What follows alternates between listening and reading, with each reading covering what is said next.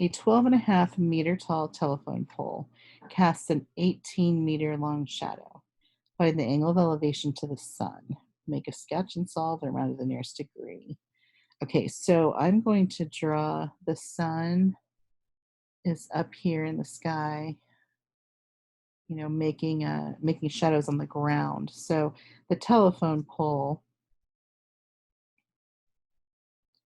is 12.5 meters. This is your pole.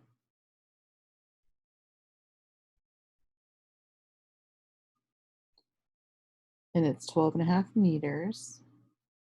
Oops. 12.5 meters. And then it says it's casting an 8-meter long shadow. Now, the shadow shows up on the ground. It doesn't hover from the top of the pole. Think about how a shadow works. When you have something that's brighter behind you and you make a shadow in front of you, the shadow's on the ground. It doesn't like hover from your head. Okay, so the shadow here, this is 18 meters on the ground. Let me finish off the triangle there. Okay, so it says find the angle of elevation to the sun. The angle of elevation to the sun means that you're standing down here looking up at the sun, and it's asking what's the angle that your eyes would pass through if you were looking horizontally and you lifted them up to look at the sun. What is the angle that's formed? Okay, so that angle of elevation is what we're looking for. It's this angle down here. Okay, so we're going to figure out what to do. Again, well, let's do sine, cosine, tangent. So, TOA. Okay, in relation to, in the triangle here, in relation to angle X, we have the 18 feet, we have the 12.5 feet. Okay, so in relation to angle X, we have the opposite across the triangle, then we have the adjacent, which is the leg that's beside the angle. The X here is in degrees. I'm going to put that on there just to make sure we remember we're finding an angle measure. Okay, X degrees.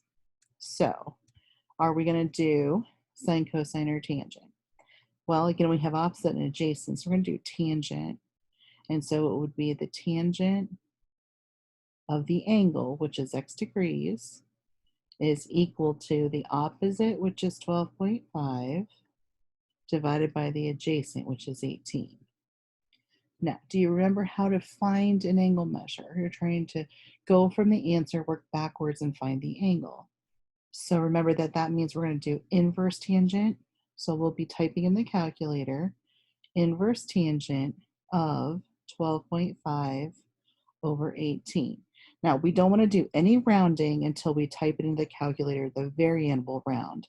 So don't be putting these numbers in the calculator and rounding off along the way. It makes your answer less accurate. So wait until the very end to do any rounding. The other thing I want to say is make sure that you're showing a diagram with some kind of labeling on it. It doesn't have to be a beautiful picture, but there should be some labels there, and then clearly showing the information that's given. We want to see a trig equation, and then we also want to see what you're going to type in the calculator, because if you do something incorrectly, we need to be able to figure out what you're doing incorrectly. Okay, so we've got inverse tangent of 12.5 divided by 18. Inverse tangent of 12.5 divided by 18.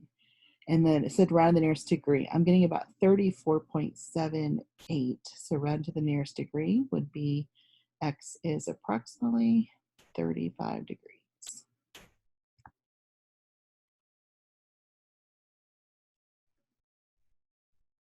Okay, another little bit of practice with angle of depression or elevation, or neither. Okay, I want you to pause the video and try to do those 4 problems, and let's see how you do.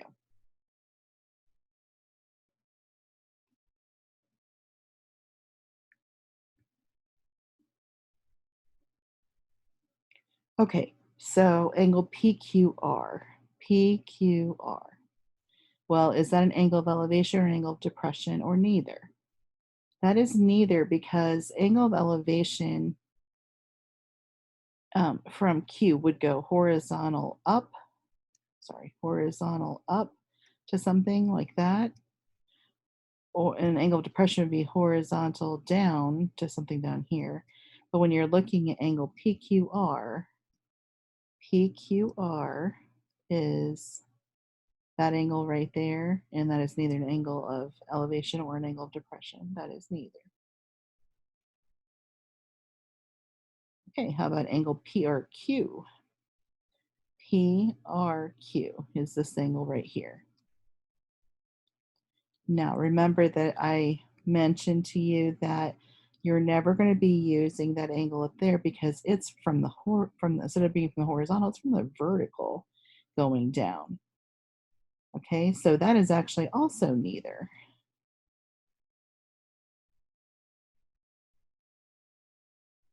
Okay, angle RPQ. Angle RPQ. RPQ is this angle right here. Okay, so we're going from the horizontal up on this one. Horizontal looking up. RPQ is an angle of elevation.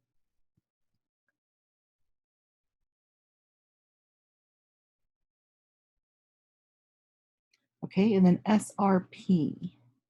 SRP. SRP is this angle right here. And we're going from the horizontal down to create that angle. So that is an angle of depression. Hopefully you're good with those because you have to know that terminology in order to be able to draw the diagrams accurately. All right, next example. The Gateway Arch in St. Louis is 190 meters tall. Okay, a boat in the Mississippi River is positioned 300 meters from the base of the arch. That means they're in the water. Okay, what is the angle of depression of an observer at the top of the arch to the boat in the river? All right, so I'm going to use a color here that we can see against the diagram. Here's the picture. There's our boat. Isn't that adorable? And then we're going to have a triangle that goes from an observer at the top of the arch looking down at the boat. Okay, and we're given that distance from the shore. Now this is kind of at an angle. That's why it doesn't look like a right triangle, but we're kind of looking at it sort of from the side. So there's our right angle. It says that the Gateway Arch is 192 meters tall. So that means they've told us that, zoom in a little bit here. They've told us that this is 192 meters. They've told us that the boat is 300 meters from the base of the arch. That means this is 300 meters. And we're looking for the angle of depression.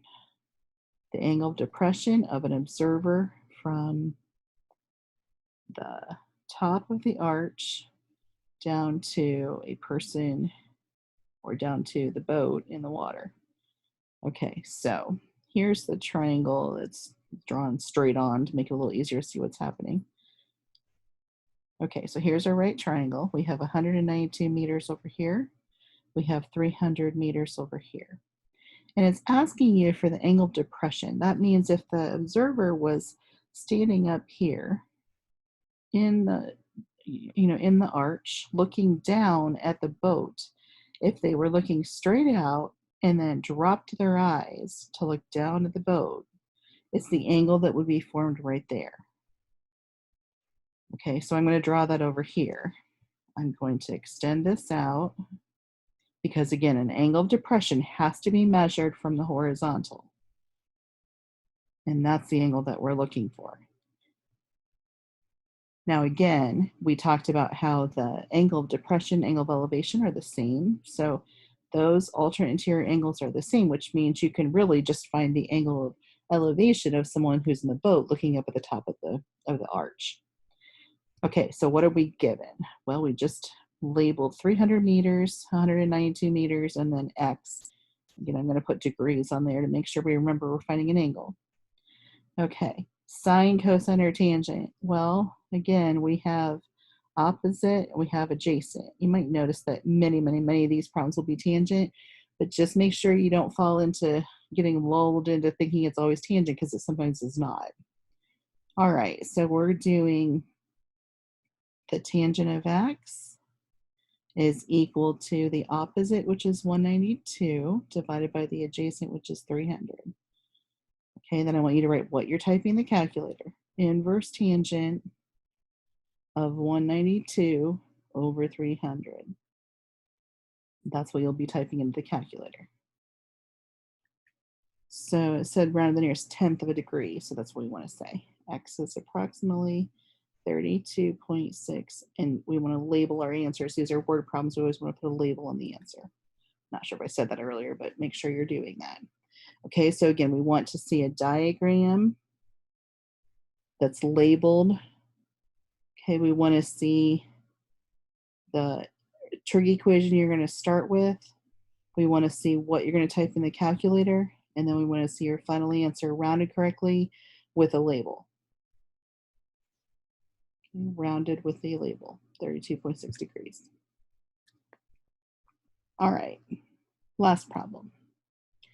So I think you should pause the video and see if you can draw the diagram, and then we'll kind of check the diagram before we worry about actually solving it.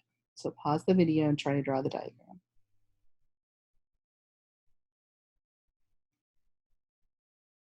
Okay, so there's a zip line in Las Vegas that is 800 feet long and starts at a height of 490 feet. So the person is up here getting ready to take the zip line.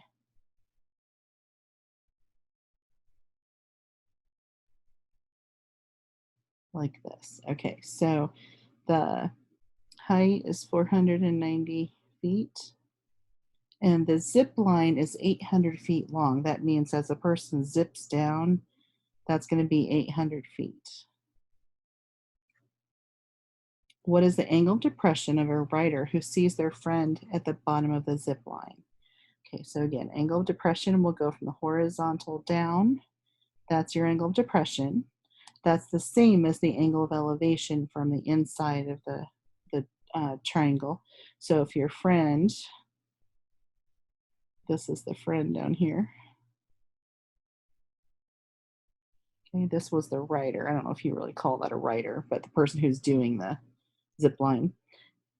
All right, and so we have the angle of depression is what we're looking for, and we have 490 feet here and 800 feet here. We're looking for x. So are we doing sine, cosine, or tangent? So again, I'm going to write this every time just to make sure I don't accidentally make a mistake on whether I use sine, cosine, or tangent. Okay, in relation to x degrees, I have the opposite. This time I don't have the adjacent leg, I have the hypotenuse. Again, we know this is the hypotenuse because it's across from the right angle. It's the longest side of the triangle. So which one uses opposite hypotenuse? It's sine. So be careful because you may be thinking that it's always tangent. It's not always tangent. Off and off and off, and it is. Okay, so the sine of x degrees is equal to the opposite, 490, over the hypotenuse, which is 800. If you want to do something like divide out zeros, you could do that. You don't really have to, but you could do that. Okay, so what will we type in the calculator?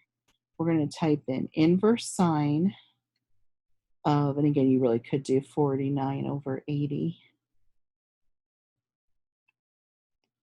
Okay, so 490 divided by 800, and we're doing the inverse sine of that angle. And running to the nearest tenth, 37.77 would become 37.8 degrees. Okay, that little squiggly that I'm doing there, that just means approximately. That just means that I rounded it. You always want to make sure you look at the amount to round to and then the label on your answer. Okay, that's the end of this lesson.